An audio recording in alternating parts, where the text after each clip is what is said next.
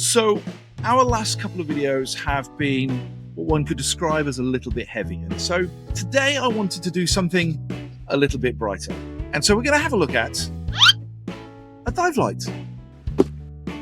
Specifically this dive light, the OrcaTorch ZD710 MK2.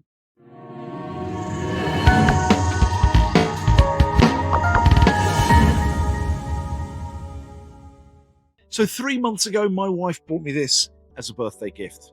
And I'll be honest, my first response, of course, just to myself was, oh, she's bought me an OrcaTorch. Bless her. I love her. She's trying so hard.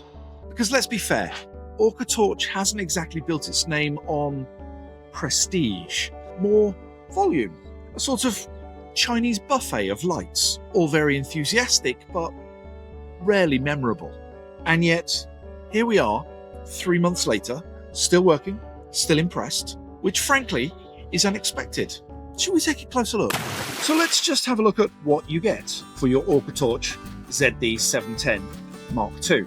You get this nice little carry bag. It actually is quite a pleasant little box with the orange trim. Inside, we have the torch and a couple of accessories. Now this is the dual battery version, so it comes with a spare battery. It also comes with this natty little thing, which I thought at first was a cheap, nasty extra torch. But actually, it's a battery case. Somewhere where I can put my spare battery and put it into my dive bag, knowing that it's going to stay dry-ish and protected. Nice little touch, I thought. I have my second battery. We have a USB cable, which is USB-A to USB-C. We have a lanyard for attaching it to your wrist, if you so wanted to do that. We have some instructions in English and hieroglyph, but English, proper sentences, proper instructions. That's got to be kind of impressive, hasn't it? And actually, as I read these instructions, they don't look like they've just been translated through Google Translate. They actually make sense, almost like an English speaker has read them and written them. We get some marketing materials, a warranty card, and some pre-lubricated O-rings to replace the 3 O-rings in the actual torch. And the torch itself feels fairly robust. So my initial feel of this torch, well, it's solid. It's not too heavy, and it's balanced and weighted about the middle of the torch. It feels robust. It's anodized aluminium, not plasticky at all, and gives off a feel of kind of trustworthy engineering that one would expect of a premium dive light. It certainly doesn't feel like that kind of panicked purchase before a night dive.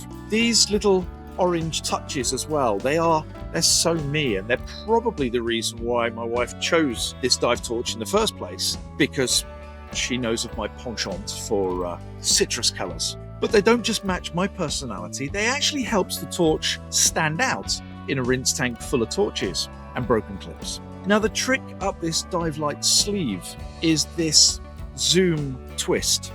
With a twist of the dive torch, you can go from a laser pointer to a floodlight, or 4 degrees to 72 degrees if you're counting. It doesn't do this though by extending the length of the torch as others would do, but by actually moving the head inside the frame. Let's see if you can see that here. As you can see, as I adjust it, the LED zooms in or zooms out. That makes for actually a really interesting and neat set of movements. At 4 degrees, it cuts through silt like a knife through custard. A focused 212,000 candela. That's bright enough to blind a lionfish or signal the ISS. Either way, it's dramatic. Zoom out and it lights up the scene like a football stadium. Perfect for wide shots, for wrecks, or for finding your buddy when he's wandered off, perhaps. There are 4 brightness settings on this dive light. Let me see if I can show them to you. The first one, a bit glary, 880 lumens. Drops down to 450 lumens, then all the way down to 150 lumens. And if we press and hold the button, it'll brighten up to 1500 lumens. More than enough for showing off. The high mode will kill your battery very quickly. The low mode gives you 12 hours of runtime, which is really impressive. It does have a button lock feature. If you press and hold the button for 5 seconds, it will lock the functions out and make sure that the dive light doesn't come on when it's in your bag. Double press the button to unlock, and then you can turn it on as normal. There's also a battery indicator put inside the on-off switch. Push it on and it will glow green, like it is here. If it glows red, that means you're below 30% battery. And if it's flashing red, it's time to make peace with the darkness. As we mentioned, the battery is a 21700 lithium-ion rechargeable battery, chargeable with a USB-C cable. Finally, USB-C in 2025. OMG, that's incredible. It means we're not hunting around for a cable that was last used to charge an MP3 player in 2006.